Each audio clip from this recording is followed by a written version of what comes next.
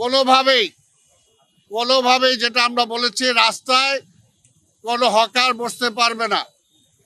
ফুটপাতে যেখানে আমরা অ্যালাউ না করব হকার, সেখানে বসতে পারবে না।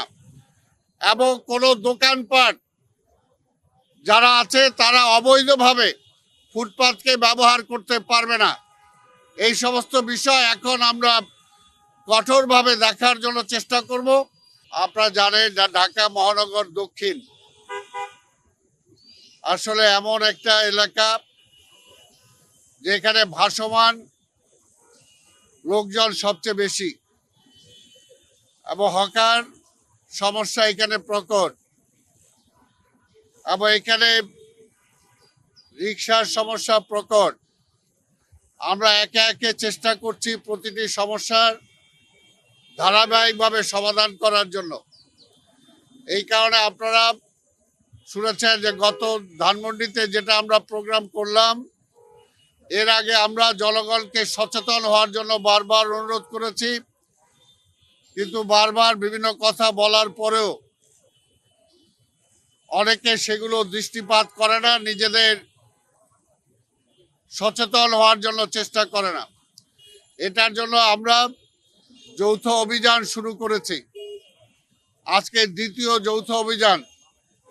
এর মধ্যে দিয়ে আমরা একটা বার্তা আপনাদের মাধ্যমে নগরবাসীকে দিতে চাই যে আপনারা দয়া করে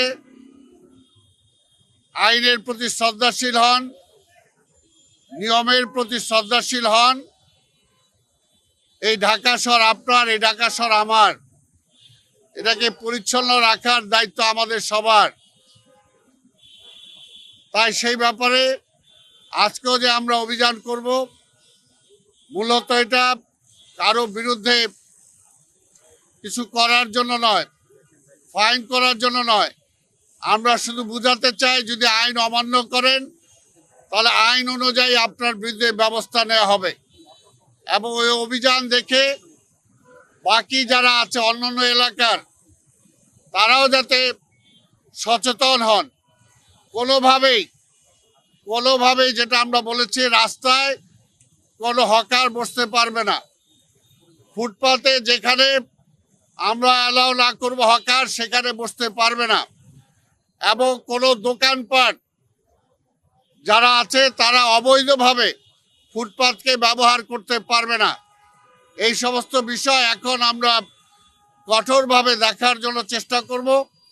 এবং আপনাদের মাধ্যমে আমরা জনগণের সহযোগিতা চাই, সবার সহযোগিতা চাই, যাতে আমরা কার্যকর করতে পারি। আজকে যেমনি এখানে অভিযান হচ্ছে, আবার শুরু হবে।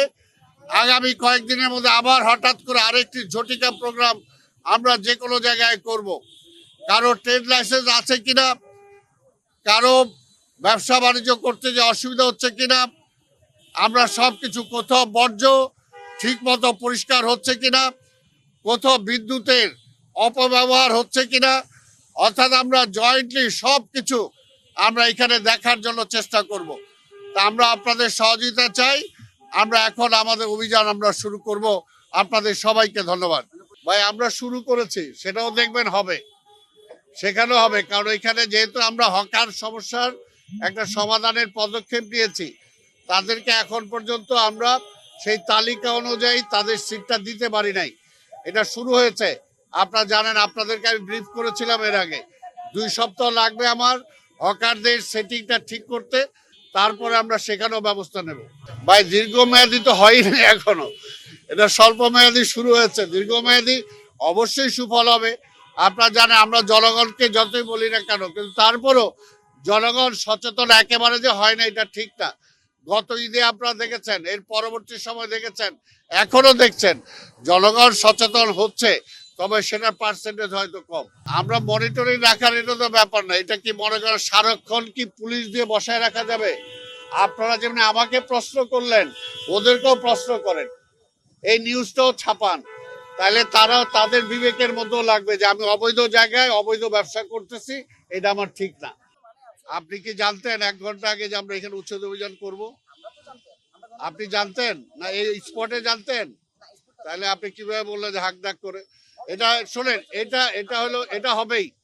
এটা তো স্বাভাবিকভাবে তারা বুঝতে, এইটা এই ভয়টা তাদের মধ্যে আসুক যে আজকে এগুলো করলে এটা হবে। তার কাছে হাঁক ডাক করে আসি নাই আমরা। আপনি নিজেও জানতেন না যে আমরা এখানে আজকে আসবো।